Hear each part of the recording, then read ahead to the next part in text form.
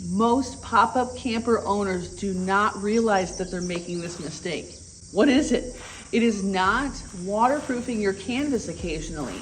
So today's episode, we're gonna talk about all these things. If you've noticed that rainwater is seeping in, or hose water when you're cleaning off your pop-up camper is seeping into the fabric instead of repelling away, it's time to grab you a couple cans of waterproofing spray. In less than an hour and about $25 later, you're protecting your canvas, you're keeping it repelling and waterproofing and doing what it's supposed to do. You're preventing yourself from leaks, mold, damage, all kinds of stuff with a simple, easy thing to do that I'm gonna show you. First of all, you need to know whether or not you have vinyl or canvas. This is actually vinyl. This is not canvas. It just never needs waterproofing. It is waterproof, it's vinyl. But canvas needs occasional waterproofing. How often? There's no rule of thumb. It just depends on use. If you notice that water is not repelling, but it's soaking in, it's time. Today we're jumping over to our vintage remodel. The inside's been remodeled, it's gorgeous. The outside, I was scrubbing it down, I'm hosing it off, and I'm looking at that canvas thinking, wow, the water is getting in.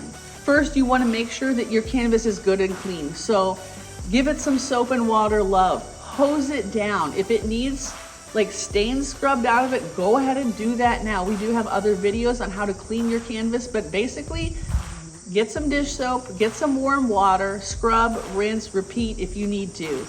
Get your canvas nice and clean. Let it dry out thoroughly. So once you have it clean, you have it dry, you're ready to waterproof. And honestly, it's a lot like spray painting. You just need to put on a nice even coat. You don't want it dripping, but you don't want it too dry. You want to see it soaking up the waterproofing. You're going to keep doing that nice even coat all the way around everywhere you have canvas. Keep in mind the seams. I noticed as I was spraying, I thought, wait a minute, these two seams are connecting two pieces of vinyl, but I bet this seam gets a lot of rainwater. So I made sure and I sprayed that seam very well. So continue working your way around your pop-up camper. Make sure to prevent from overspray. Keep an eye on your windows. I actually had my windows open and was just watching out that I wasn't getting too much in my camper, on my windows, anywhere else. Make sure, by the way, that you're in a well-ventilated spot. I mean, I assume you're outdoors, but if you're inside a shop or a storage unit even, get you some ventilation, open the door, open the windows, or relocate the camper so that you can be sure it's fully ventilated. You don't want to breathe this stuff. You want your pop-up camper to have its life extended.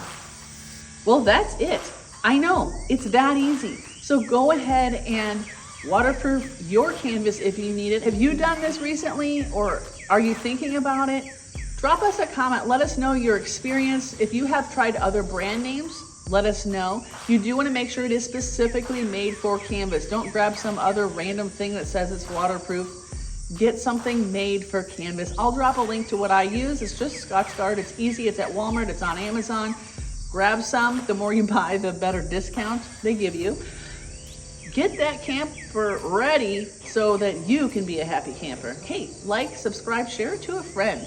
We want to build this pop-up camper family community as big as possible. Bring it all in. By the way, if you're a tent camper, you need to waterproof that tent ever so often if you're working with canvas as well. Thanks for watching and happy camping.